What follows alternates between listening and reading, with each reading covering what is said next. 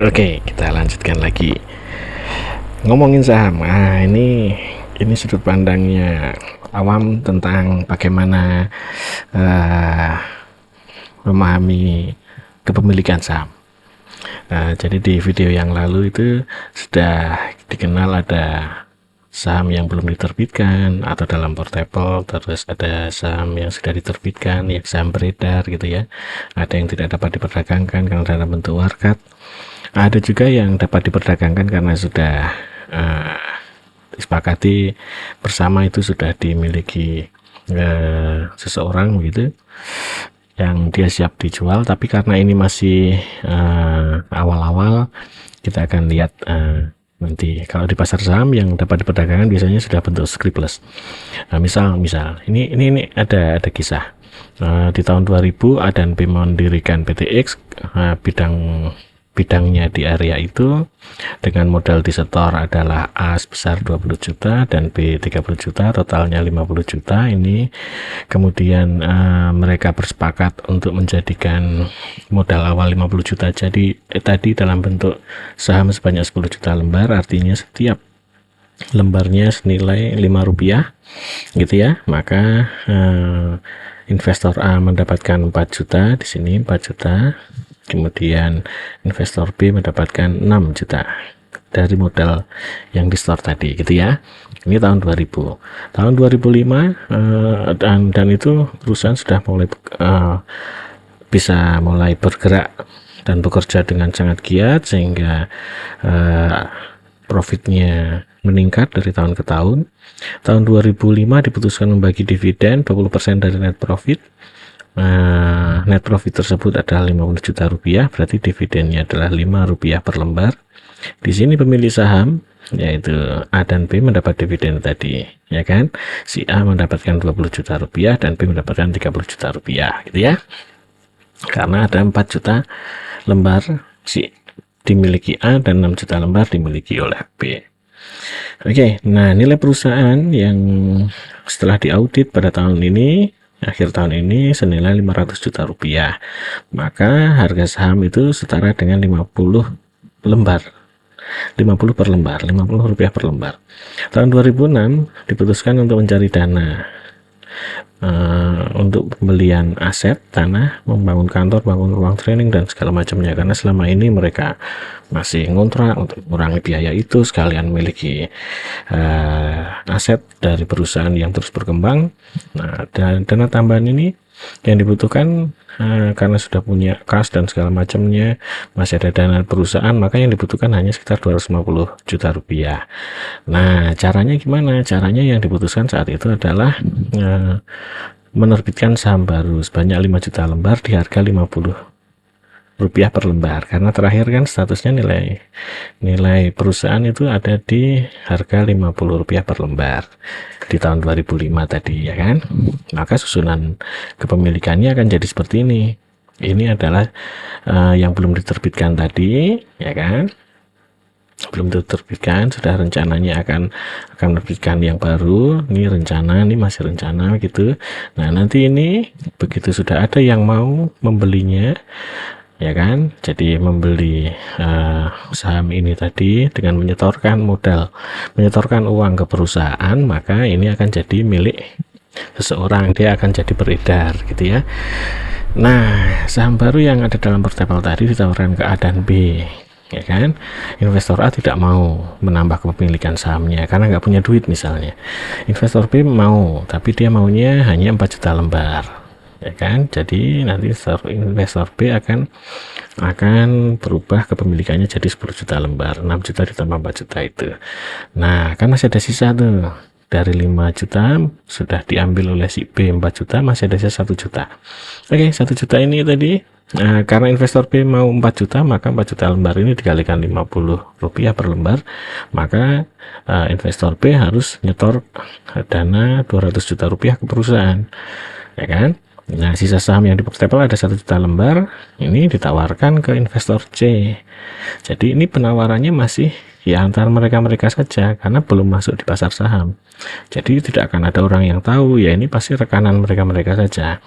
Dan C bersedia menyetor dana 50 juta rupiah untuk 1 juta lembar tadi ya, maka kepemilikannya yang di saham portable jadi 0, kemudian saham beredar menjadi 15 juta, harganya 50 rupiah per lembar gitu. Nah, statusnya karena ada investor baru yang namanya C, investor A dan B sebagai founder sebutannya. Oke, di tahun 2006 ini ketika pencarian dana secara private tadi, susunan kepemilikan jadi begini.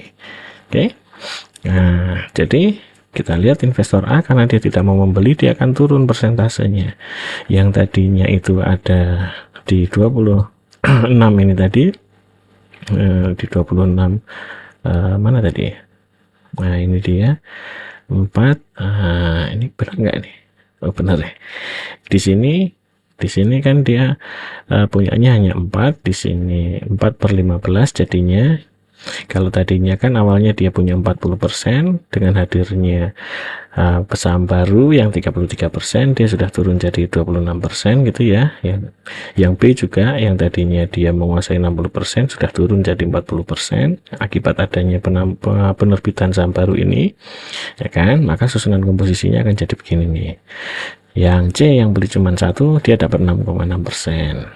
Yang B dia mau membeli 4 juta lembar tadi, naik jadi 66%. Yang A yang tidak membeli ya tetap 26% gitu ya. Nah gitu. Jadi penawaran seperti ini berlaku di antara mereka saja. Oke gitu. Sekarang di tahun 2010 nilai perusahaan itu sudah berkembang jadi 3.000 juta 3M. Harga sahamnya itu berarti setara dengan 200 rupiah per lembar. Sekarang investor A membutuhkan dana untuk kebutuhan tertentu. Si A nih yang punya 4 juta tadi. Investor A menawarkan 1 juta lembar sahamnya kepada B dan C karena ini masih tertutup. Jadi dia nggak bisa menjual ke pihak D begitu tanpa persetujuan A dan B. Tanpa persetujuan B dan C gitu ya. Maka dia harus menawarkan ke B dan C dulu. B dan C secara private ya. Kemudian investor B menawar, dia menawar dengan harga 125 per lembar. Tapi investor C mau dengan 150 per lembar.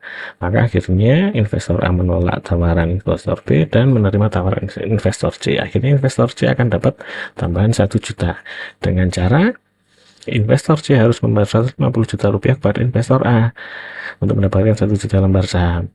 Ditambah lagi dengan investor A dan C harus membayar biaya perubahan akta kepemilikan sahamnya. Nah, kepemilikan sahamnya akan jadi begini. Harga saham masih tetap 200 per lembar karena perdagangan ini ada di belakang mereka. Jadi tidak mempengaruhi si perusahaan itu sendiri, harganya masih tetap segitu karena nilainya sampai di sini masih 3.000 juta rupiah. Jadi artinya investor C membeli dengan harga lebih murah 50 rupiah dari investor A gitu ya. Nah, tapi harga tidak tercermin di sini. Harganya masih 200. Tahun 2018 perusahaan sudah berkembang jadi 15.000 juta 15M. Harga sahamnya sudah 1.000 per lembar. Perusahaan membutuhkan dana pengembangan usaha lebih lanjut sebesar 5M dengan menerbitkan saham baru sebanyak 5 juta lembar, ya kan? Nah, nanti nilai perusahaannya akan jadi 20M. Harga sahamnya 1.000 per lembar. Itu jadinya susunannya seperti ini. Jadi ini belum diterbitkan rencana tadi 5 juta lembar. Ini komposisinya yang sudah ada sekarang. Perubahan persentasenya jadi begitu. Nah, ditawarkan ke A, B, dan C, tidak ada yang bersedia karena nggak punya duitnya. Karena nggak punya duitnya, maka diputuskan untuk IPO di pasar saham. Initial public offering atau penawaran perdana di pasar saham, didaftarkan ke sana di pasar saham, dan ini akan membuat perusahaan menjadi perusahaan terbuka. Kalau perusahaan terbuka berarti masyarakat bisa aktif melakukan pembelian dan penjualan saham gitu ya. Sahamnya, kepemilikan saham, kepemilikan perusahaan namanya saham. Nah, untuk keperluan ini maka saham akan yang ada dilakukan stock split, di split dulu supaya jumlah sahamnya menjadi lebih banyak tetapi dengan nilai tetap. Dari 1 lembar yang harganya 1.000 dan bisa diterima masyarakat. Kalau harga 1.000 kemahalan mungkin. Nah, 1 lembar itu harganya 1.000 menjadi 20 lembar yang per lembarnya adalah 50 rupiah gitu ya. Oke, maka susunan komposisinya akan jadi seperti ini. Tadinya ini kan jadi 20 kali lipat nih jumlahnya. Tadinya A itu hanya punya 3 juta, maka sekarang jadi punya 60 juta. Nilainya tetap. Oke, ini namanya stock split. Ini nilainya tetap. Oke, nilainya tetap. Nah, setelah begini nih, maka nanti yang akan ditawarkan ke masyarakat adalah sebanyak 100 juta lembar atau sebanyak 25%. Nilainya adalah 5M. Oke. Nah, kemudian Ibu dilakukan menawarkan 100 juta lembar ini ke masyarakat. Ya kan? Ini ada mekanismenya. Ada proses birokrasinya dan segala macam administrasinya gitu ya.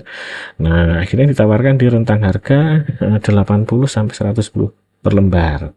Masyarakat itu menerima perusahaan ini dengan harga 100 per lembar.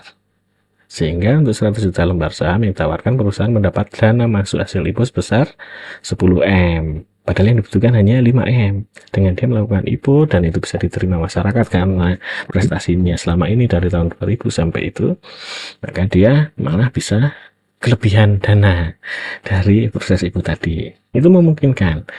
Oke, nah kemudian karena ini dilakukan IPO, ada peraturannya. Setiap perusahaan yang dia diipukan, yang menjadi perusahaan terbuka, didaftarkan di pasar, maka dia harus ada pengendali. Nah, pengendalinya di sini ditunjuk investor A dan B. Nah, jadi investor A dan B akan jadi pengendali. Oke. Nah, pengendali ini juga harus memastikan bahwa jika ada masyarakat nanti di pasar saham itu ada yang mau menjual atau membeli, selalu ketika ada yang mau menjual maka harus ada yang membeli. Kalau masyarakat yang lain nggak ada yang membeli, maka pengendali yang harus membeli. Padahal bisa jadi pengendali nggak punya duit. Oleh sebab itu diperintahkan oleh aturan di dalam pasar saham, maka harus dibentuk tim pengendali dan liquidity providernya. Sehingga nanti di pasar bisa terjadi likuiditas. Siapa yang mau jual pasti ada yang beli, ya kan? Apesnya itu nanti tim pengendali dan liquidity provider yang akan menampung, membeli. Kalau ada yang masyarakat pengen membeli, maka tim liquidity provider dan pengendali memastikan bahwa masyarakat bisa mendapatkan barang itu di harga yang disepakati gitu ya, di harga pasar maksudnya yang terbentuk. Gitu ceritanya. Nah, sampai di sini ya kan? Sampai di sini nilai perusahaan akibat pada proses IPO ini, ketika IPO ini malah sudah jadi 40 miliar karena harganya sudah final di 100 per lembar. Padahal tadi waktu sebelum IPO dia di 50 per lembar. Itu sudah naik 2 kali lipatnya. Oke. Nah, di sini susunan komposisinya akan jadi begini. Oke, masyarakat menguasai 25%, ada batas minimalnya. Berapa persen yang harus dikuasai masyarakat? Masyarakat ini selalu yang di bawah 5% ya. Kalau yang di atas 5% seperti C ini tidak dihitung nih. Oke, gitu ya. Nah, kemudian akhir tahun 2019 harga saham di pasar itu sudah naik menjadi 220 per lembar. Nah, ini market capnya sudah jadi 88M gitu kan. Ini yang mengalami penambahan kekayaan itu adalah si investor ini. Tidak ada penambahan dari 40M jadi 88M ini, yang sebanyak 48M ini yang masuk ke perusahaan lagi sudah nggak ada karena ini sudah di pasar saham. Jadi yang jual dan beli ada di sini. Ketika ada perubahan harga saham, jual dan beli, itu yang tambah kaya ya mereka ini. Tahun 2019 juga perusahaan mendapatkan net profit sebesar 50M. RUPS memutuskan tidak akan membagi dividen, artinya 50M hasil kerja kerasnya semua jajaran perusahaan, mulai dari direktur sampai ke OB-nya, sampai ke cleaning service-nya, tukang parkirnya, satpamnya, semuanya begitu, itu akan dinikmati oleh perusahaan. Tidak ada yang lari ke investor karena tidak bagi dividen, gitu ya. Oke, jadi gitu. Di awal tahun 2020 harga saham turun jadi 110, maka dia turun jadi 44M market capnya, dan masyarakat banyak yang menjual sahamnya. Tim pengendali harus menampung itu. Investor C bukan bagian dari tim pengendali, ikutan membeli saham ini, maka komposisinya bisa jadi begini. ini sudah turun nih, mulai dari 100 juta jadi tinggal 20 juta, dari 25% jadi cuma tinggal 5% gitu ya. Pertengahan tahun 2020, nah kan terus ada COVID tuh, COVID bisa drop, harganya tuh drop gitu ya, misalnya sampai berapa nih di sini 60 rupiah per lembar gitu. Maka ini banyak masyarakat yang menjual nih biasanya, itu juga harus tampung oleh tim pengendali dan liquidity. Oke, tapi setelah dia mulai recovery biasanya akan naik lagi tuh.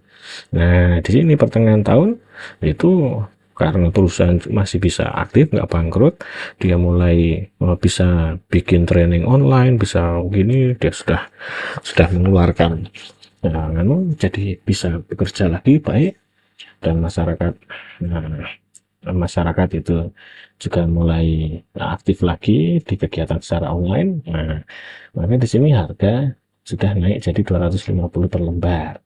Komposisinya sudah tinggal begini. Kepemilikan selain pengendali itu hanya kecil, hanya tinggal 5%. Ya kan? Sedangkan pengendali investor A dan B sudah menguasai 95%, gitu ya. Nah, karena pengendali sudah punya barang banyak, ya kan, dan dia juga bisa jadi punya modal banyak karena di timnya ada liquidity provider, jadi kan dia pasti punya uang banyak. Investor A dan B punya barang banyak, liquidity provider menyiapkan dana banyak. Oke, maka sesuai dengan tugas dari aturan pasar saham, pengendali harus berusaha menarik si investor lagi, masyarakat lagi, sehingga saham ini bisa liquid di pasar. Jadi terjadi transaksi. Begitu terjadi transaksi, maka nanti akan ada banyak pemasukan kepada pemerintah melalui pajak. Begitu. Nah, otoritas pasar, regulatornya juga dapat. Ya kan, dapat fee dari itu gitu ya. Termasuk liquidity provider juga bisa dapat fee kalau dia ada jual dan beli. Gitu ya. Nah, tim pengendali dia bisa dapat uang dari selisih pergerakan harga, gainnya. Ya bisa jadi dia harus jual lalu nanti dia beli lagi dan seterusnya, entah bagaimana mekanisme pasarnya, nanti akan jadi lebih menarik, gitu ceritanya. Jadi kalau dari sini kita sudah jelas bahwa secara umum perusahaan ini, masyarakat itu kalau yakin bahwa perusahaan ini tidak akan bangkrut, kemudian pengendalinya yaitu pengendali saham dan liquidity providernya sebagai satu tim yang kita sebut dia market maker ini, dia berusaha untuk membuat pasarnya menarik bagi investor, investor akan masuk, gitu ya ceritanya gitu tuh, harga bisa naik dan turun gitu ya. Nah itu investor akan masuk, ceritanya di situ tuh. Nah, jadi dari sini kita sudah bisa tahu bahwa kepemilikan saham ini, ya kan, di awalnya iya, itu secara langsung dia terkait dengan si perusahaan itu sendiri. Oke, begitu dia sudah jadi kegiatan jual beli saham, selama dia masih belum jadi perusahaan terbuka, belum terdaftar di pasar saham, maka harus dilakukan secara privat dan tidak akan mempengaruhi harga sahamnya. Oke, karena itu akan dilakukan di belakang, di bawah meja, kesepakatan antar mereka, lalu dicatatkan di notaris untuk susunan kepemilikan baru karena ada jual beli saham di antara mereka. Jadi dia nggak bisa masuk nih di sini. Nah, okay. Hal yang lainnya akan begitu dia masuk ke pasar saham di IPO-kan, maka setiap perubahan harga saham di pasar itu akan mempengaruhi nilai perusahaan itu sendiri, market cap-nya. Gitu ceritanya ya. Nah, naik dan turunnya itu sudah ada tim yang itu diperintahkan oleh BEI misalnya, harus ada sehingga pasar ini liquid, sehingga terjadi transaksi jual beli di pasar. Kalau pasar ada transaksi jual beli, maka nanti BEI-nya dapat fee, liquidity provider-nya juga dapat fee, kemudian nanti ini bisa dapat semuanya gitu ya. Ya, kira-kira sampai di situ selesai. See you.